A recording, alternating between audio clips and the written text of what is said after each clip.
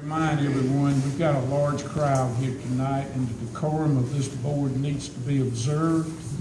If you're not on the agenda, we would appreciate you not making any comments outside the guest speakers. We just want everyone to be present and hear this meeting tonight, but we again appreciate y'all observing the decorum of this board. With that said, we will move forward with this meeting. The first hearing that we will have this evening is the Renee Whitby grievance against the Worth County Board of Commissioners dated January the 6th, 2015. Ms. Whitby.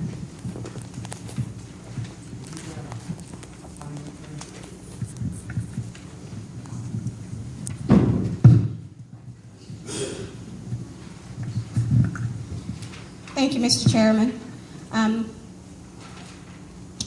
If it would be the wishes of the board, I would like to ask for an extension due to the change in procedure and process.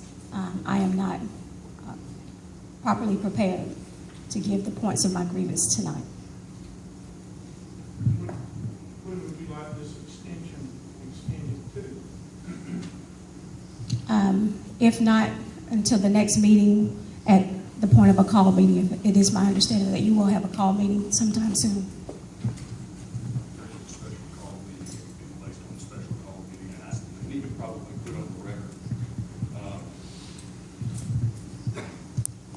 Procedurally, we're here for the grievance that was filed on actually January 9th, 2015.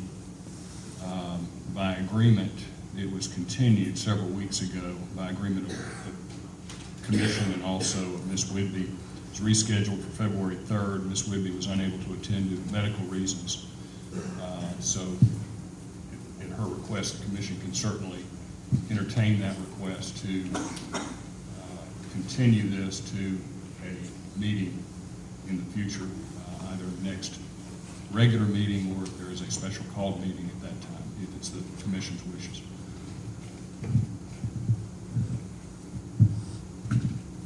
Okay, do we want to continue this until the March 3rd meeting? I don't have a problem with it. I don't have a problem with it going to March 3rd. Would that be? Yeah, that's when the next meeting is. Okay. I'll make a motion that we continue to Renee Whitby's grievance hearing until March 3rd. I believe that's right, March the 3rd. Okay, can we get a second on that? Second. Okay, all in favor? Aye. Okay, we'll move your hearing until March the 3rd.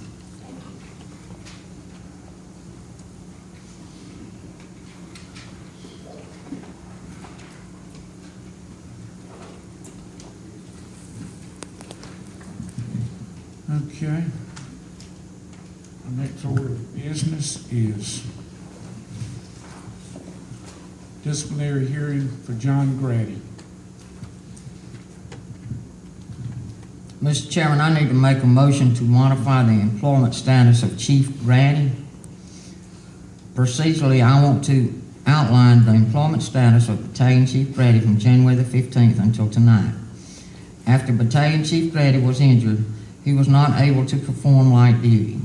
Since there is no light duty work at the fire department, he was on medical leave from January the 15th through January the 22nd. On January the 22nd, he was placed on suspension without pay pending an investigation in this matter. On January the 26th, Battalion Chief Grady filed an appeal to the suspension. The matter was heard on February the 3rd, and the suspension was upheld by the board. On February the 11th, a call meeting was held with the anticipation of having the disciplinary hearing. However, due to circumstances, this matter was not heard and it was rescheduled for tonight. Pursuant to our personnel policy 10.09, if an employee receives a disciplinary suspension without pay, It shall not exceed 10 working days. While our policies are silent on the suspension pending an investigation, in an abundance of caution and pursuit to 10.03, paragraph 5 of the personnel policies, I would make a motion to modify the decision of the board on February the 3rd regarding Battalion Chief Grady's employment status, that it be changed to reflect that as of February the 6th, 2015, he is suspended with pay pending the results of the investigation.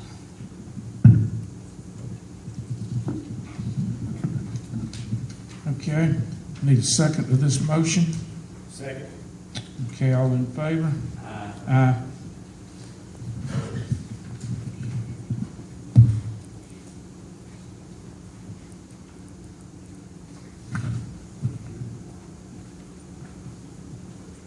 So, Mr. Grady, come up to the podium.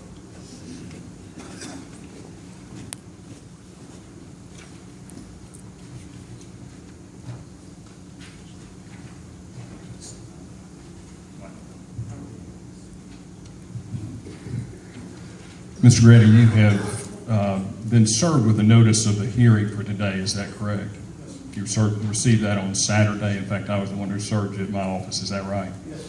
All right, and you've been made aware of actually the personnel policies that are being reflected as to whether they were violated. Is that correct? That's, I understand, not agreement, but you're made aware of the ones that are alleged that you violated. And are you ready to proceed here tonight on it? How this will, as outlined in the notice of the hearing, the evidence will be presented in the form of a summary of the investigation that was conducted by Worth County into this matter. The evidence will be in the form of written statements or summaries of oral statements given to Commissioner Ken Hall or myself during this time. You will be allowed to ask any questions after a reading of the summary of the statements. At that point in time, you'll be allowed to also present any witnesses on your behalf that you wish to testify. Of course, as I stated in the notice, any assistance that you needed on getting folks here, then I'd be more than happy to assist you in making that happen. The individuals who you call to testify will need to testify to matters that are relevant and germane to the issues that are placed in the notice of hearing. Okay. Now, you'll be allowed, after the presentation of any witnesses you may wish to present or documentary evidence, you'll be allowed to also testify or give a statement. There won't be anything under oath. You'll just be allowed to make a statement to the commission. At that point in time, the evidence will then be closed, and there will be an executive session that takes place for the commission to make the determination on whether policies were violated, and if so, what type of disciplinary action was taken. Okay, do you understand the process? You'll be allowed now to listen to the summary that was of the investigation, and I believe Mr. Hall has that information.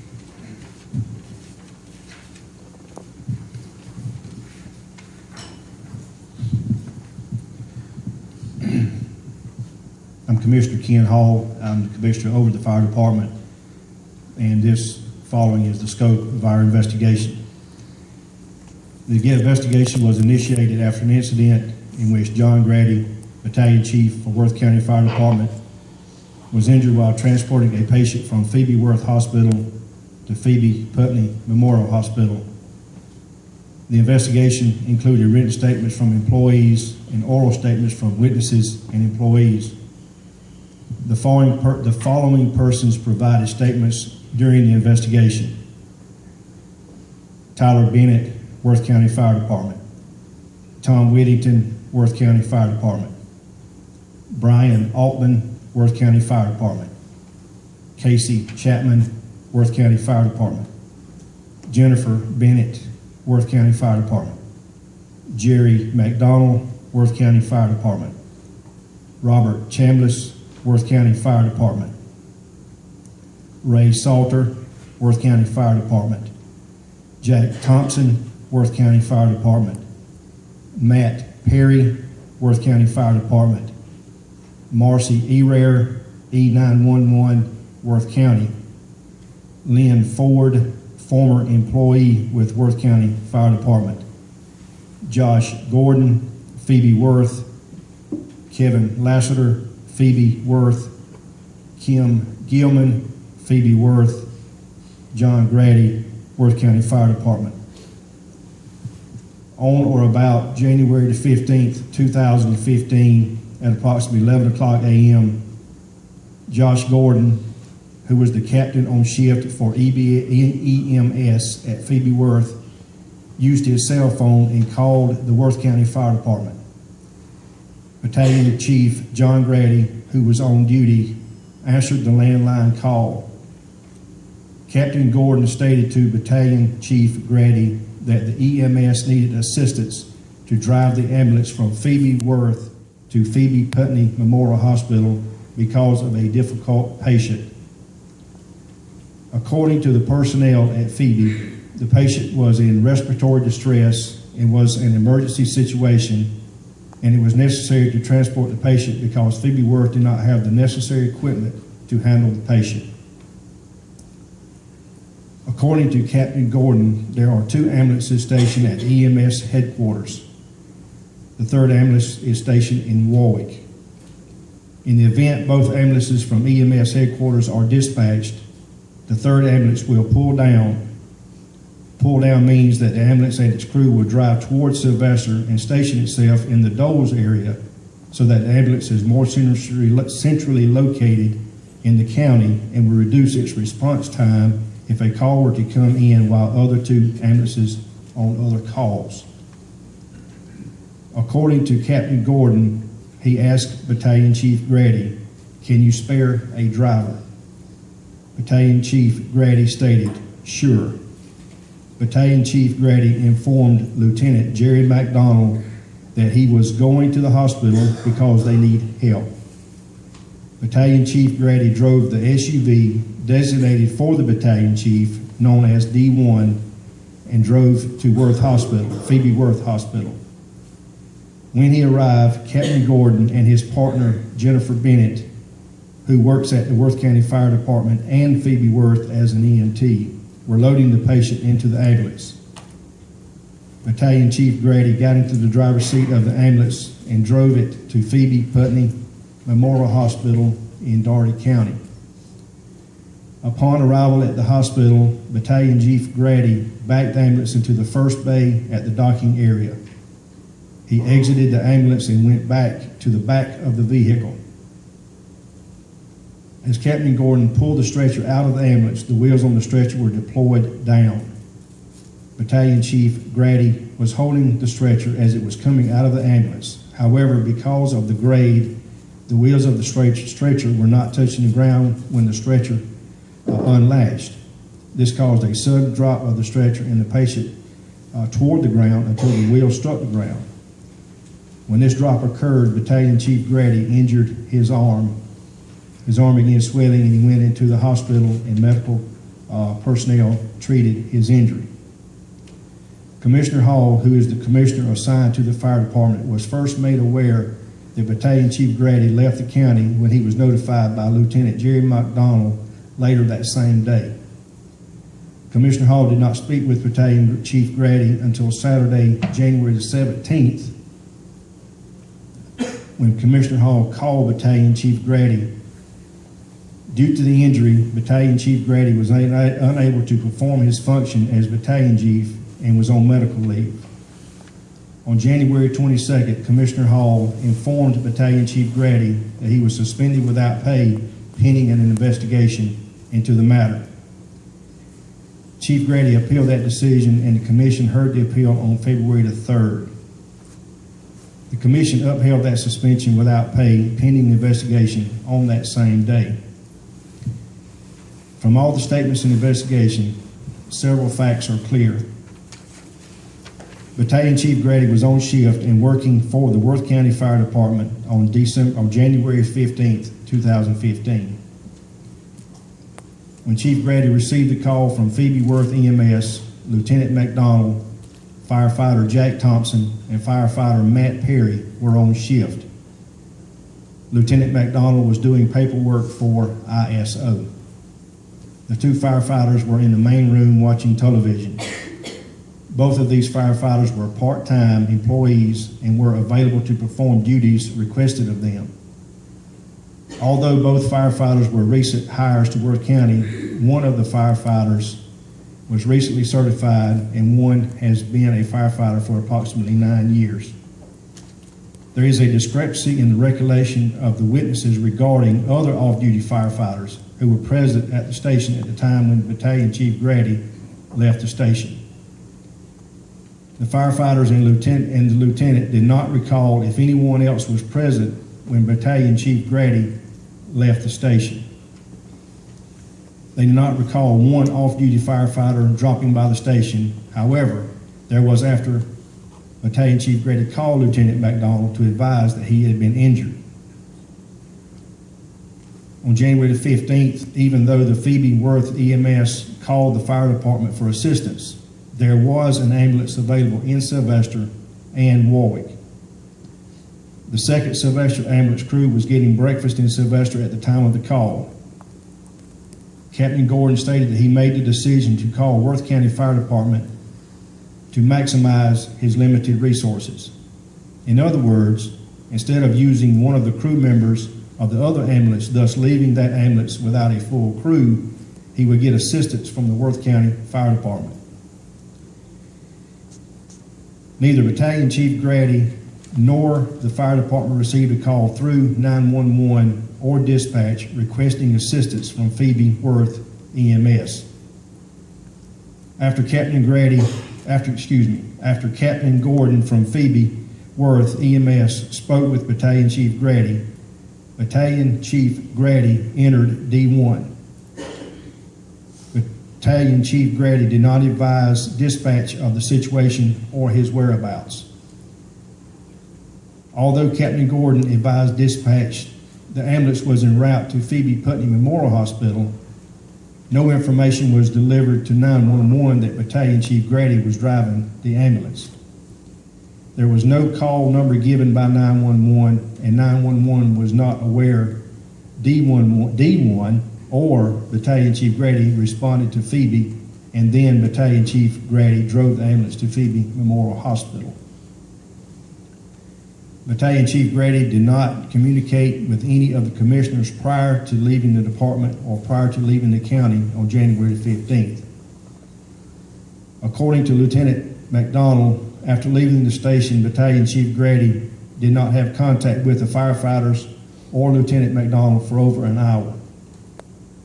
The next contact was when Battalion Chief Grady called Lieutenant McDonald to tell Lieutenant McDonald that he had been injured and told Lieutenant McDonald that the ambulance crew would have the keys to D1, which was still parked at the hospital, which was Phoebe Worth, when the ambulance came back to the county. These statements are regarding Worth County Fire Department and their assistance to Phoebe Worth EMS. Unknown to this current commission, there is an unwritten understanding that the Worth County Fire Department will assist Phoebe Worth EMS when EMS does not have available person power. The assistance referred to in this paragraph is assistance with driving ambulances and assisting EMS with patient care. In the past, personnel of the Worth County Fire Department have driven ambulances out of the county and have provided medical assistance to patients while patients were in Phoebe Worth ambulance.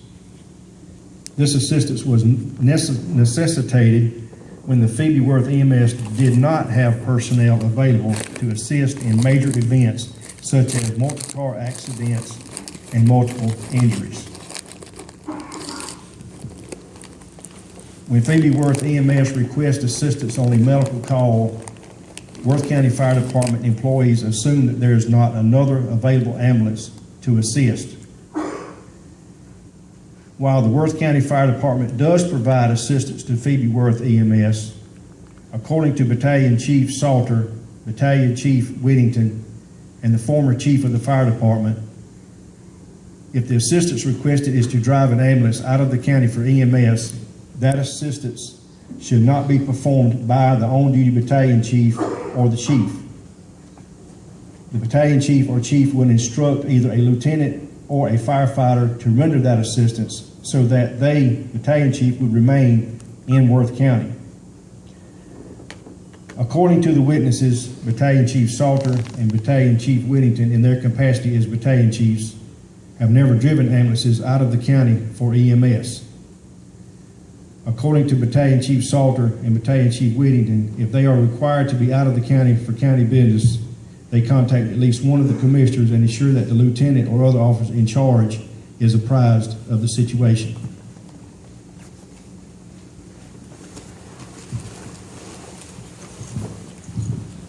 That's the completion of the investigation report, the summary of the investigation report. So you'll have an opportunity now to present witnesses on your behalf, once again, understanding that they'll have to be relevant and give testimony that's germane to the situation that was before the commission. And then you'll certainly be allowed also to make any statements to the commission, okay?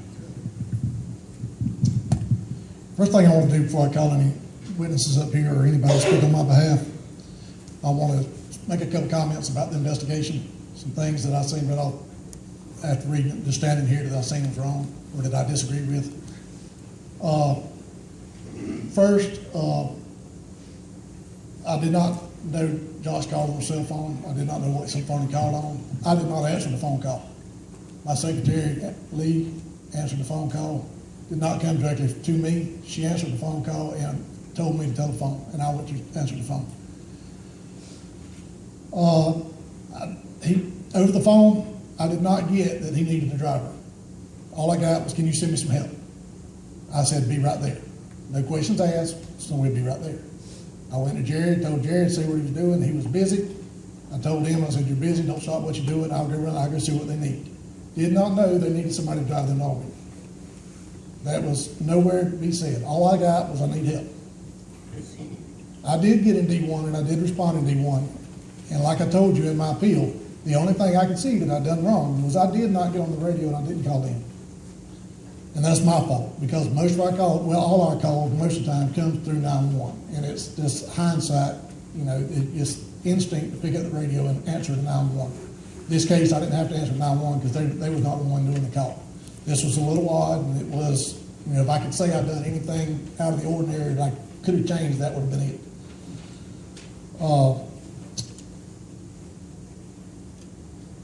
So while, like I said, he didn't tell me he needed another driver. He told me he needed help. That's what I went to assist help.